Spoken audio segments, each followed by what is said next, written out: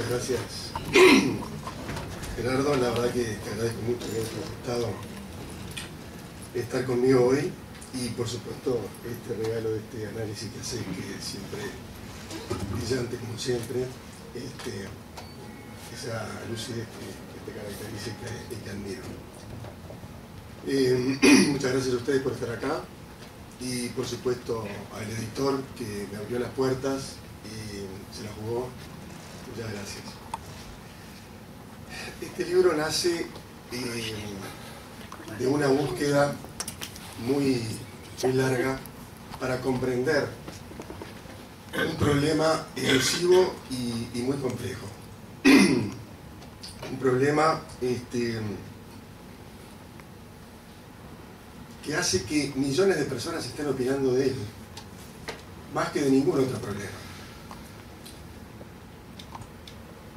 Incluso que cantidad de personas en el mundo, líderes políticos, líderes sociales, empresas, se sientan obligados a tomar posición sobre este tema.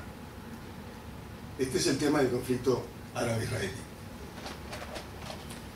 Pero al mismo tiempo, los judíos llevamos sobre nuestras espaldas otro problema, a veces solapado, a veces ostensible, que nos acompaña casi toda nuestra vida, que es el problema del antisemitismo, del cual ya se refirió bastante Gerardo. Un flagelo que parecía que se extinguía después del pavoroso Holocausto, pero que sin embargo renació de las cenizas al poco tiempo.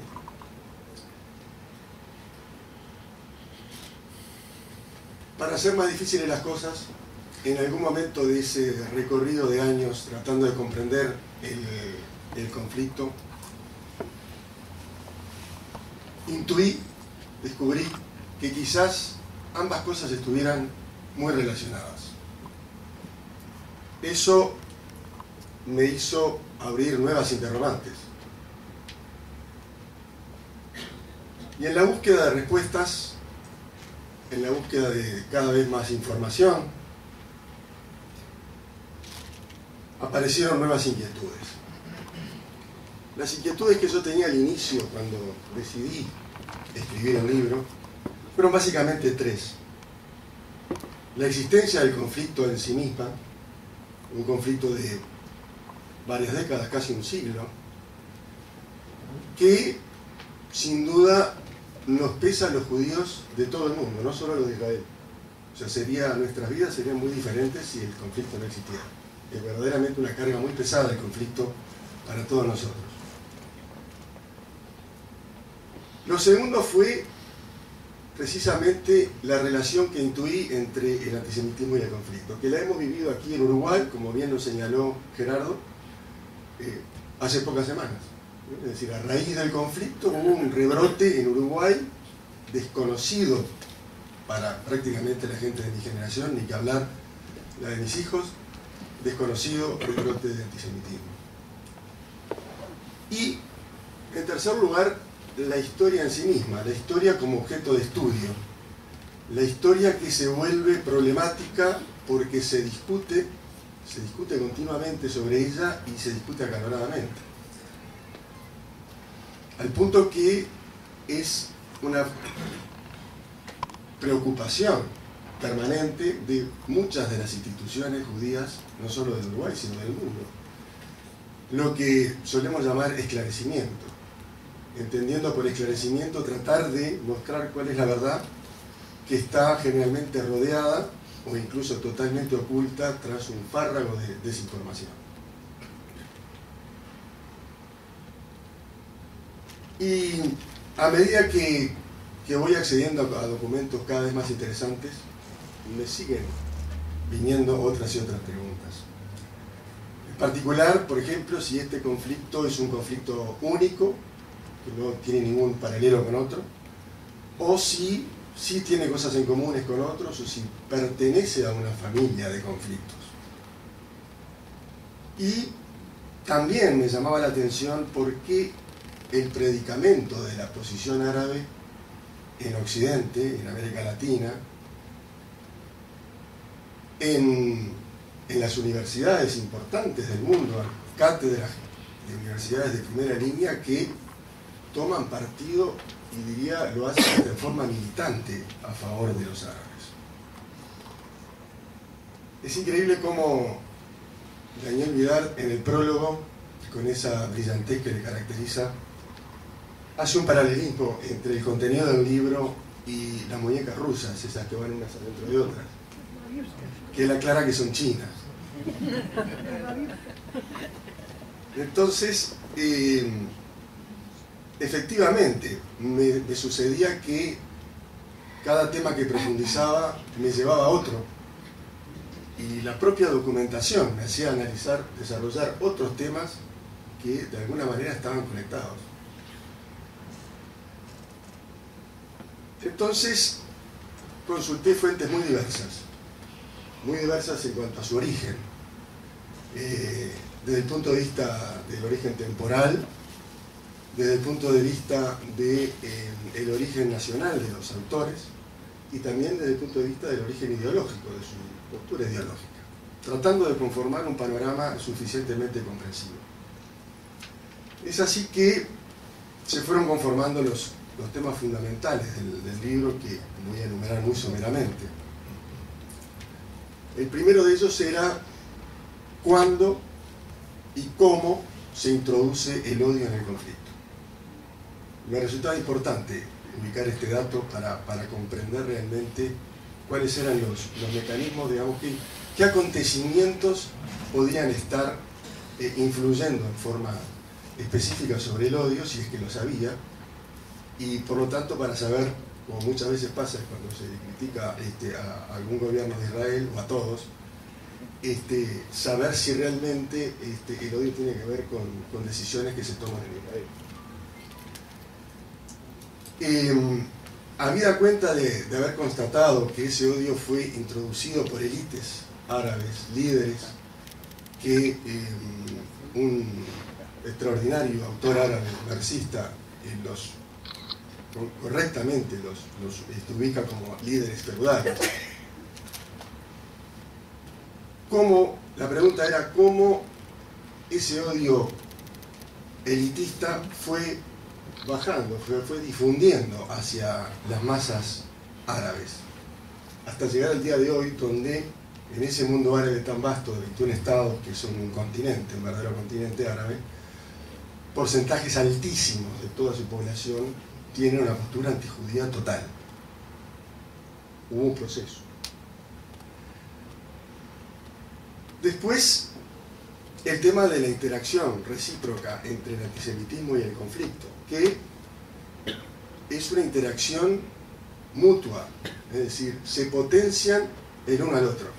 Esto fue para mí algo que yo encontré, en el cual efectivamente el antisemitismo estuvo en el comienzo, pero a su vez el conflicto lo aumentó, y el propio antisemitismo autosostiene el conflicto. El papel de los imperialismos, Gerardo lo mencionó, es muy importante.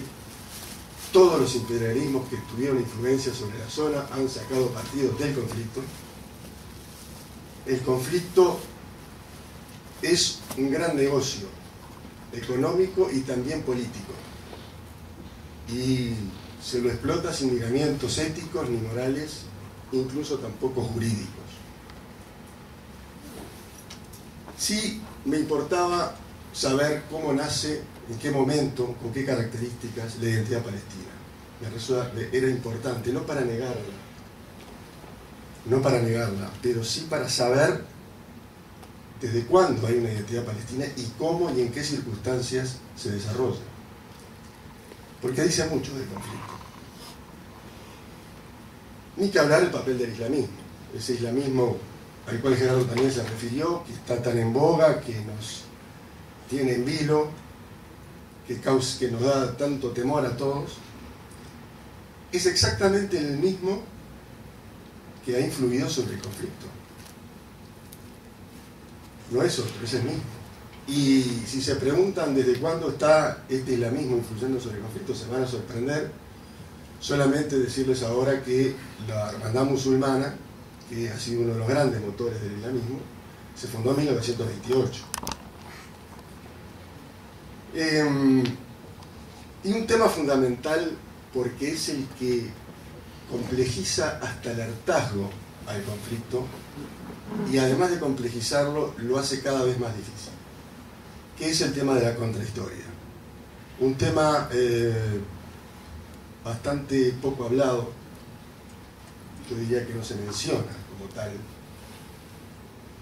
Simplemente, vulgarmente se resuelve el tema diciendo hay dos narrativas, pero no hay dos narrativas. Hay una historia y hay una contrahistoria. Yo les confieso que este tema lo descubrí hace unos cuantos años, hace como 12 años, cuando en momentos en que le estaba dedicando mucho tiempo a los temas de racismo y discriminación, leí el libro Genealogía del Racismo de Michel Foucault. Me hizo comprender muchas cosas en general del tema racismo y discriminación, pero sobre todo me permitió aprender sobre lo que es un discurso histórico-político, un discurso histórico con un objetivo político, un discurso que hace de la historia un campo de batalla, se termina luchando por la historia y que convierte a la historia en un arma del conflicto. Esto confieso que fue muy importante para poder entender muchas de las cosas que pasan día a día y por qué las posiciones están como congeladas. Y el afuera, los imperialismos, pero también los otros, los que no son imperialistas pero votan y opinan y sacan condenas y declaraciones, tampoco ayudan. No ayudan a romper este hielo que produce este empate entre la historia y la contrahistoria. ¿Para qué se hace? ¿Por qué se hace? ¿Qué es lo que busca? ¿Qué es lo que buscaron los árabes con eso? Buscaron precisamente deslegitimar a Israel. Buscan revertir la resolución de 1947. Entonces es un tema realmente muy importante, que es importante que se comprenda y que se hable y que se actúe sobre esta situación. Asociado al anterior, tuve que introducirme también en el tema de la historia de la demografía moderna de Tierra Santa y Palestina,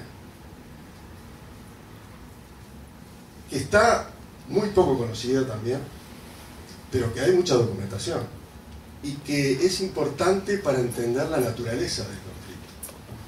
La historia que yo recojo en el libro es la que va desde principios del siglo XIX, Imperio Otomano, hasta la creación del Estado de Israel, cuando termina el Imperio Británico. En algún momento del desarrollo del libro sentí que no podía eludir otro tema que era el choque de las civilizaciones, para tomar la versión de Humphrey. Porque una de las preguntas que yo me hacía era, justamente ya lo dije, si este era un conflicto único o si era parte de algo más. Y la verdad que no es un conflicto único. Lo único que tiene de especial es que es el que tiene más prensa. Este es el más difundido, el que más se habla, el que está siempre arriba en las pantallas, en las radios y todo lo demás.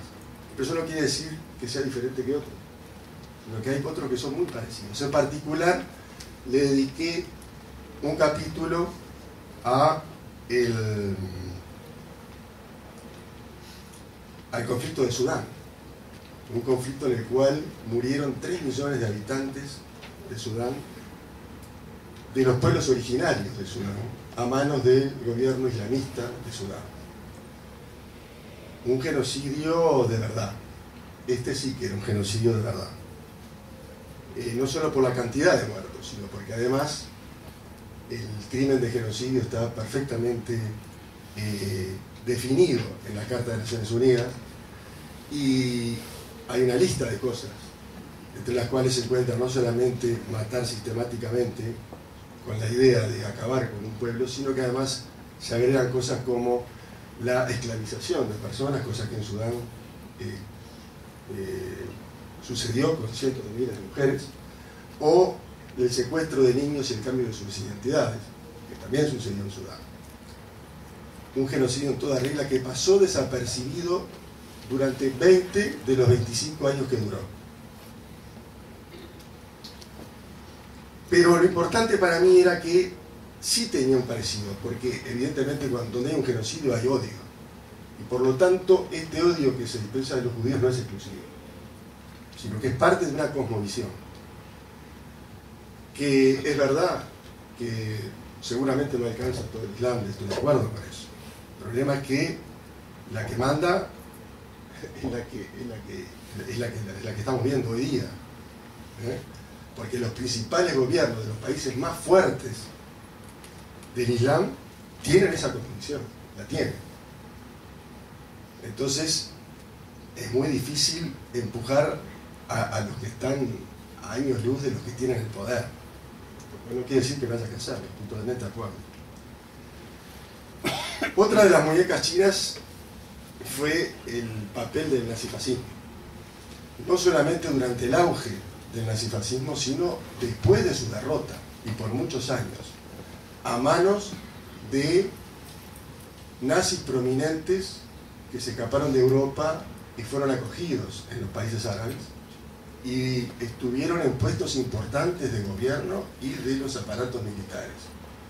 Esto que también está olvidado en la bruma de la historia es muy importante porque explica unas cuantas cosas, entre otras cómo fue bajando de las élites al pueblo el odio. Esta gente tenía know-how y lo puso a disposición de los líderes árabes.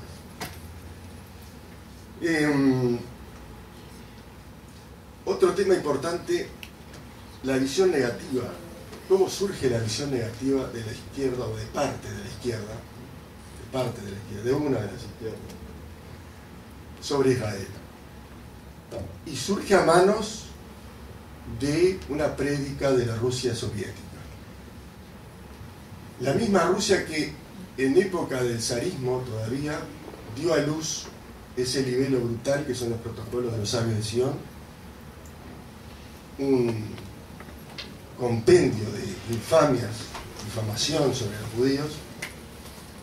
La Rusia soviética, que ya en los años 50 entendió que para jugar la Guerra Fría y para jugar al imperialismo había que dominar en el Medio Oriente, en algún momento hace el mismo mecanismo que había hecho para difamar a los judíos, lo utiliza para difamar al Estado judío. Y eso impacta brutalmente sobre una gran parte de la izquierda mundial. Y ese impacto todavía dura. Hay documentos de esto, es decir, están allí claramente puestos. Y sí, hubo en aquel momento, yo recogí carta de prominentes uruguayos de izquierda que protestaron determinadas cosas, y también de la FEU.